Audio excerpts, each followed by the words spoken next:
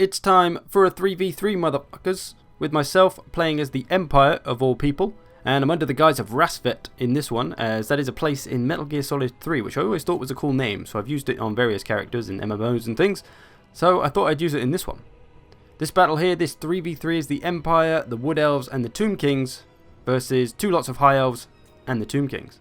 So let us have a gander at what has come to this battle. I've got 4 units of Flagellants as my front line. They are really, to me, the only choice as a front line for the Empire, because Empire Swordsmen are pretty terrible, and Flagellants will at least hold forever because they're unbreakable, which is very handy.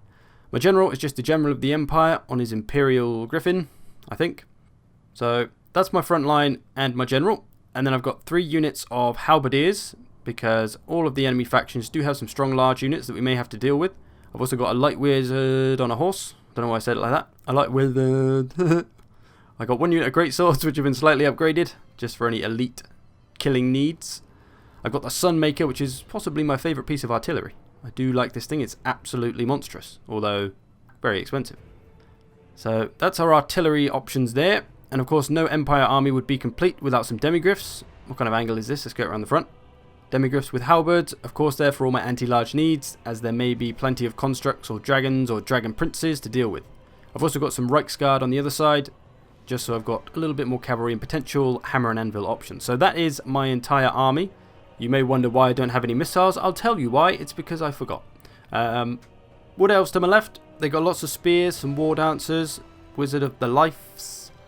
Cavalry over here, a couple of units of Wild Riders with shields, and then Way Watchers and Deepwood Scouts, who are already getting stuck into some High Elf Archers. Let's have a look at this army. He's got Light Archers, which is fully upgraded for some reason. He's got Spearmen on the front line. So a pretty typical Spearmen in front, Archers behind sort of build. There's some White Lions here. I'm not sure if they're his or the other guys. His general is a Prince on an Eagle, and he's got a Mage of Life there on a Chariot. So a fairly standard High Elf army, lots of spears, lots of missiles. There's some cavalry here, Silver Helms, not sure if they're his or the other guys. There's a Flamefire's Phoenix. You got 5 units of Lothern Sea Guard on this guy's army. Lots of spearmen behind and some White Lions. Again, fairly typical High Elf build, lots of spears, lots of missiles. Prince as the Lord. So there's the 2 High Elf armies. They're having a bit of a skirmish with the Wood Elves at the moment. And then the Tomb King's guy is very, very spread out. He's got some Ushabti up front with great bows, got the Chosen of the Gods there, and some of the normal ones there. He's going to start using those to move up and fire a bit on the opposing Tomb Kings. Got some Nehekara warriors, got Cetra the Imperishable on his chariot, very cool looking, 4 horses. Cetra is not messing around. Those flaming wheels look pretty cool, Hot Wheels if you will. Then what's back here? He's got some spearmen, for some reason all the way at the back of his army. He's got the spearmen and then some normal Ushabti. So that's, that can't be most of his army. Oh, here we go. Some in the trees. There's some Sepulchral Stalkers in the trees and some Dragon Princes in the trees. One of them did bring some Dragon Princes. That would be foolish if not. Oh, there's the Eyes of the Desert there as well, not just Sepulchral Stalkers. Got a Tomb Scorpion, very dangerous piece of kit, and some Carrion. So that is all of our opponents and all of their units. No dragons, which is very surprising from the High Elves, as that is one of their biggest strengths. But there you go. Sunmaker coming in. So our Tomb King allied army, got some spearmen, got Ushabti mixed in with the spearmen, probably not a bad combo. You can have the spearmen to deal with the large and then the Ushabti to do the damage to any infantry. He's got a lot of Ushabti, an interesting little build. Got some Tomb Guard at the back, 2 units of those. Again, more strong anti-large, well, strong anti-large. The spearmen aren't strong anti-large, they're just anti-large. So 2 units of Tomb Guard, they should be pretty handy. Oh, I've got some mouse issues, so if my view flicks around a bit, it's because my mouse is being a dick. He's got Cetra on a mount and a Tomb Prince, so there you go. That is, oh, and a Necrosphinx, how could I forget this big fella? Pretty much a hefty anti-large build from this guy. He's got the Ushabti for the damage, and then all the spears and the Necrosphinx for his anti-large. Not a bad call against the High Elves or the Tomb Kings. So the Wood Elves are losing that skirmish. So let's get this battle underway. We're 4 minutes in and we haven't even seen anything. So I'm popping off my Sunmaker on the High Elves, trying to damage whatever I can. I'm trying to fire it on units randomly as well, not just always on the same unit, so that they kind of never know where I'm going to fire and they can't move their units out the way in time. But in this one, as I normally tend to talk about random rubbish in my online battles, that is what I intend to do today, because there is a lot to talk about. A lot has happened since the last online battle. Most notably, the 3 Kingdoms. Oh yes, a title I will be monumentally excited for if you're in the old enough generation that you played a lot of Dynasty Warriors 2 and 3, or maybe even 5, 6, 7 or 8, because there are that many, then you'll probably know all about Dynasty Warriors and the Three Kingdoms and all the characters. I personally fell in love with it. I used to play the crap out of Dynasty Warriors 2 and 3 mainly when I was younger. And I found the lore of all the characters really interesting. I ended up reading the actual Three Kingdoms novel, because it is based on a novel, which is based on true events, roughly. Of course, this is like 2,000 years ago, so who knows what the hell really happened. Back to the battle. My Necrosphinx, not my Necrosphinx, somebody else's Necrosphinx, getting stuck into the Dragon Princes, some Ushabti. My Tomb King's ally wasting no time and just charging up on the enemy Tomb Kings, because he didn't have any range and the other guy was shooting him with great bows, so he didn't obviously want to sit there and just take the damage. So he charged up, getting straight into his enemy army, which is a bit risky, attacking alone in these co-op battles, because you have to check what your allies are doing. We're starting to move up now, me and the High Elves in the middle. I'm still firing the Sunmaker all over the place. I'm a little bit worried at this point though, because my Flagellants don't have shields and no armor, and they have a lot of missiles on that front line. So if I charge up, there's a good chance these units will be mostly dead by the time they reach the battle. So I'm playing it safe. I've come into their range of their missiles, so I'm going to pull back. I do not want anything to do with those missiles just yet. I'll maybe wait for an opportunity, let my Sunmaker do a bit more work before we try and make it over there. Still a skirmish going on the left between the Wood Elves and the High Elves. And then, just as I spoke about the Tomb Kings being a risky move going up by themselves, this is why. The High Elves player decides to move on the back of them. He's trying to get that 2-on-1. He's going to try and get rid of the Tomb Kings quick, rather than try to fight me. So I don't know whether he's just afraid to fight the Empire in a 1-on-1, or whether he just wants to try and take the easy option and get an army that's kind of got its back to him. So I'm going to assume he just wants to try and get an army that will be an easy kill for him, but Zerky says, hell no, son. I'm going to move on him straight away. My Flagellants are pretty fast, so they'll catch up pretty quick and get into the back of them. Still the skirmish going on the left, not a lot happening over there. Silver Helms have come out front. I spy an opportunity. I'm trying to get my Light Wizard after them so I can net them in place, but he's not quite there in time. I could have hit them with my Reichsguard if I had pinned them down, but I'm going to go after them with my Reichsguard anyway. Going to get a little bit of a rear charge. They are going to try and come after me though. But we still get a nice side charge, so I think we definitely won that charge exchange. Whoa, yep, they definitely lost more health. Bring in my halberds over here as well, and also my demigriffs to this side, as there's not much use them being on the left there, so going to try and get rid of the Silver Helms. In the back here, not really sure what the hell he was doing with his Lothan Seaguard, but I've sent my general in to try and tie them all up, and he is doing it beautifully, which is just helping to protect my Flagellants from any missile fire until they arrive. Sunmaker hit coming in now, absolutely beautiful hit, destroyed like 3 of those units. They're all nearly down on health. So 5 units of Lothan Seaguard easily dealt with by a simple bit of general work and the Sunmaker, although mostly dealt with by his own foolish movement of them and letting them all be clumped together like that. So a bad move from the High Elf player more than anything. Going to get into these Silver Helms with the Demigriffs. They're not having any of it. They're going to try and run away. We've beaten up this unit of Silver Helms. Tomb Kings still a bit all over the place, but they're getting into High Elves and stuff now. And this High Elf player has left his back absolutely, utterly and completely exposed. With attacking the army like this, he just for some reason seemed to take no consideration into the fact that I may follow him and come up behind him. And it hasn't made any attempt to try and stop me just flanking him. So yeah, perhaps quite a new player, but let that be a lesson to us all. Don't try and if you are going to try and 2-on-1 an army, be aware that another army might try and come and get you while you're trying to do it. You got to be careful of getting counter-flanked while you're flanking. My Flagellants chasing down the remaining of the Lothan Seaguard, trying to keep them from coming back, just trying to beat the crap out of them. My other Flagellants committed to this flanking attack, so some fairly aggressive moves early on by the Tomb Kings to just charge straight up, and then by the High Elves to try and attack them in the back. On the left, the melee has finally ensued. The Wood Elves player is charged up on the High Elves. War Dancers making short work of Spearmen, but the Eternal Guard not doing so well against the High Elf Spearmen. Still a bit of a skirmish going on with all the missiles as well. Not really sure who's winning this one at the moment. It's kind of even. Some kind of tree spell, I forget the name of it, dropped in the middle there. That's getting rid of some Eternal Guard. The Wild Riders coming around the back now though. That could be pretty dangerous. 2 units of White Lions here, still to take care of though. Oh, they are getting shot by missiles. That'll get rid of them pretty well. So yeah, pretty even fight on this side. We'll have to see how that one progresses. But yeah, back to the Three Kingdoms. I'm very much wondering how it's going to be. Whether it's going to be more like the historical Total Wars, like Attila and things, which I think is what Britannia, Thrones of Britannia is going to be like. Or is it going to take more from Warhammer?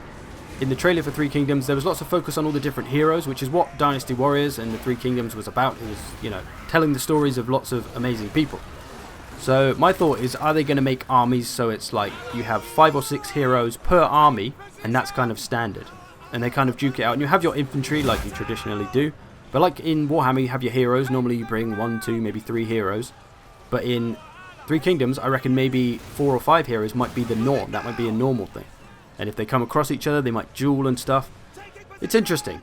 It's definitely going to be exciting to see what they do with it. Hopefully they don't fuck it up and they put some proper sieges in it as well. Otherwise, we'll all be pissed.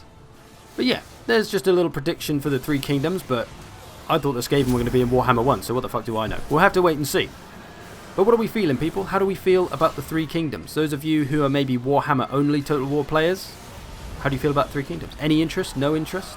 I'm sure historical fans will be pretty excited, maybe. Let me know. I'm curious. Let me know. Back to the battle here. I've been grinding my way through Tomb Kings and High Elves. There's all sorts going on. It's a bit of a mess on this side, to be honest. Phoenix causing a bit of problems. My Reiksguard just got rid of the Sepulchral Stalkers. The Wood Elves have thoroughly destroyed the High Elves by the looks of it. I think the Wild Riders came along and just absolutely ruined everything. White Lions have been defeated there, so it looks like the Wood Elves have been victorious. I brought my Demigryphs over to help, but they didn't really need them in the end. So there's only this side left. We're grinding through them. It's looking good. Not too much left to deal with. Bit of a mad fracas over here. My general's somewhere. My general's flying off over there. He got routed. I left him in melee combat a bit too long, and you can see he got beaten the crap out of. Just got rid of those stalkers there. So my Reiksguard going to come around for a nice charge. Some Nehekara warriors still there. My great swords have routed. They were rubbish. They couldn't really seem to get a lot done. Only 37 kills before they've routed. Cetra been a bit of a pain in the arse here, so I pinned him down with a net, and I'm stabbing him with halberds, as you do. My light wizard on him as well, because he's been charging around like a maniac. He's got 100 kills. He's done well with that chariot. Trying to get as much on it as I can, but it's very hard to stop chariots, of course. Bringing my lord back for a flyover. Going to drop that melee defense buff just to help my units out a bit. Try and keep them in the game. Got to be careful with him, of course, because he is low on the old health. But I'm going to try and bring him in here. Try and make use of that terror. Maybe I can scare some of these units off. Didn't seem to work there. High Elves weren't too fussed about me flying in. Actually, quite a lot of resistance left on this side. We've got the Tomb Scorpion there. We've got to try and deal with Cetra, charging around like a maniac. So a few White Lions. I'll bring him a Demigryphs back, though, because... oh, look at them. They're so glorious. They're so freaking glorious. Fair to say that the Wood Elves player has dominated this High Elves player. Just about to finish off his Lord. So yeah, bringing the Demigryphs back. I want to try and hit these High Elf units in the back with a nice rear charge from the Demigryphs. That should put an end to pretty much everything. Another cool thing I've noticed recently is that on the main menu now, I don't know how long it's been there. Maybe it's been there for a couple of updates and I've never noticed it. But on the main menu of Warhammer 2, if you click up in the left corner, there's a little link to the Total War Academy website where I did all the videos for CA. And it's kind of weird to see videos that I've done, like literally so close to the main menu of Total War Warhammer 2. It's pretty cool. I almost feel like I'm part of the game, but not really. But yeah, it just hit me when I noticed it. I was like, oh shit, these are all the videos I've done. What the hell? It's very, very surreal. Very surreal to go from this channel being absolutely nothing 2 years ago to having videos be a part and a guide of the game. And it's in large part thanks to you people, the people who show up and watch my videos and like the videos, share the videos, do whatever with the videos, comment on the videos. It's all thanks to you. If no one ever watched or liked my videos, they probably would have never seen them and never given a shit. So this is a very roundabout way of saying thanks, guys. Oh, I just said guys. I hate saying guys in videos. If I ever call you guys, I want you to unsubscribe. If I say, hey guys, I want you to fucking unsubscribe. I hate it. That's why I try to say random things at the start of my videos rather than just, hey guys, Zurkovich here. That's the other thing. Why do people say their names at the start of a video? We can see your name just below the video. Hey, it's Zurkovich here, like you didn't fucking know. Or, I'm subscribed to your channel, I know who you are, you don't need to tell me at the start of every video. Surely. Is it just me? Am I the only one who thinks that's fucking stupid?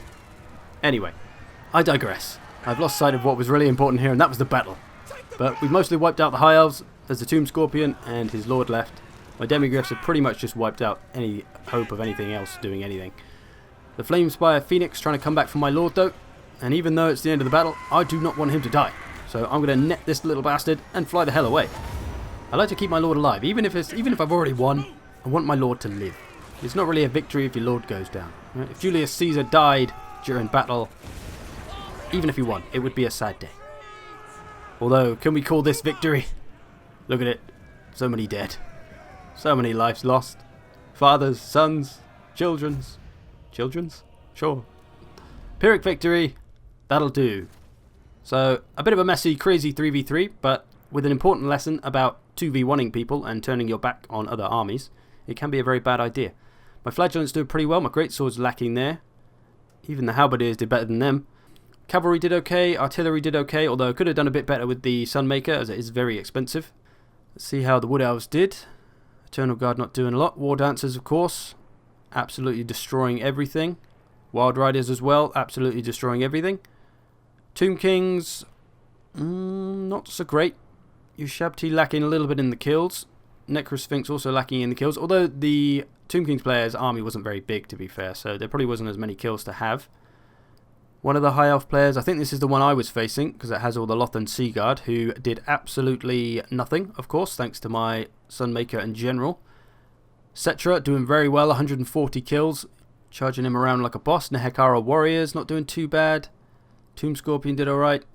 So not a bad performance from him. And then the other High Elves player, the one that upgraded all the archers, which is kind of pointless because it mostly upgrades their melee stats. A bit of weapon damage, but mostly their melee stats, I think.